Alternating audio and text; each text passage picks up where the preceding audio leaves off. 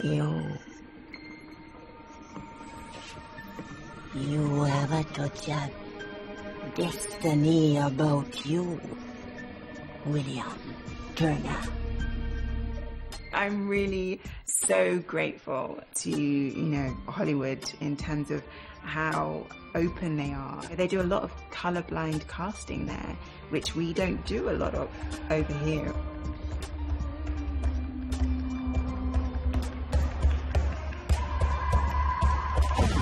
There have been barriers in front of us, and despite these barriers, we have still achieved a lot. The celebration of Black British cinema should be about recognising Ernest Trimingham in silent films, Paul Robeson, and then after the war you had actors like Robert Adams and Earl Cameron. When I first came, Earl Cameron and Earl John and those guys were the big guys around, and Johnny Secker.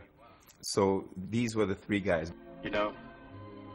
When you're at the wheel of a ship at night, far at sea and nothing else to do, you think about a lot of things you don't understand. You wonder why one man's born white and another isn't. And how about God himself? What color's he?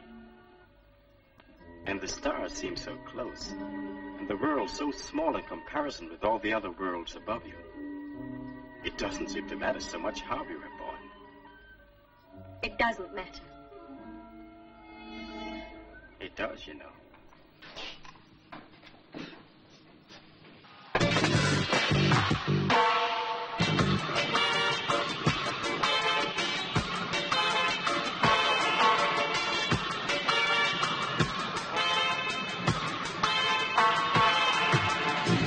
You didn't get any sort of work to do unless it said black. If it said that you had to be black with 1 foot, you better turn up with 1 foot. Pat is one of your concubines, then. Sorry, Mom. Fucking call it weed and song system, your thing. Yeah, I'm on the herbs, man, and use a white rum and betting shop, man. So what happened to that? Everything are cool? My mum's got a baby book that she kept, like, first teeth and all those kind of things, and it's got, like, ambitions in the back. And I've been saying I wanted to be an actor since I was 2. It changed to an actor in Hollywood when I was 8. Tell me what? Listen, this ain't a dictatorship, blood. It's a relationship. I'm a 22-year-old woman who's studying law. He does not tell me nothing. I aspired to be like Kirk Douglas and all these guys. And whenever you had the opportunity of seeing someone like Sidney Poitier, you just embraced it so much. So I dreamt that dream. Let's make it 10. Yeah. 10's a nice round number.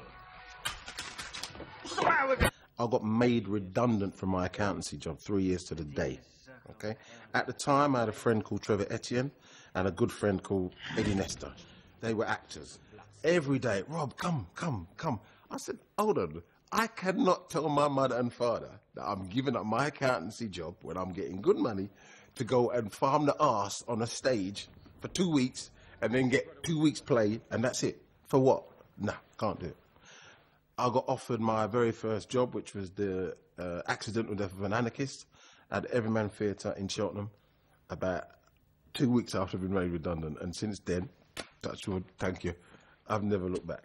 I just got looked after on the Mona Lisa film, but I can remember I didn't train as an actor, so I learnt a bit about feeling on that film, about how to act from within.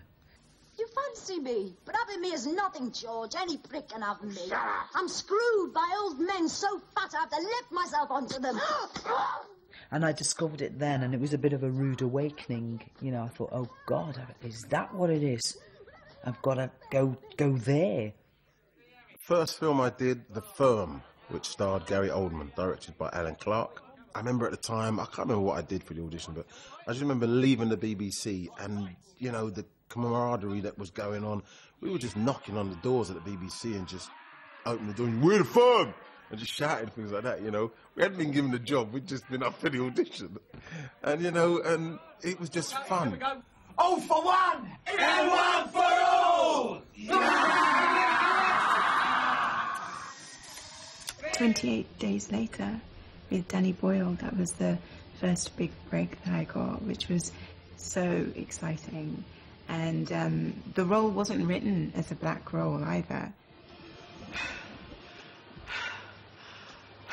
That was longer than a heartbeat. we find ourselves lacking in narratives that allow culturally specific characters to really flex. Let me give you an example. Robert De Niro, in my humble opinion, one of the greatest actors, but he's always Italian-American in everything he does, as is Al Pacino.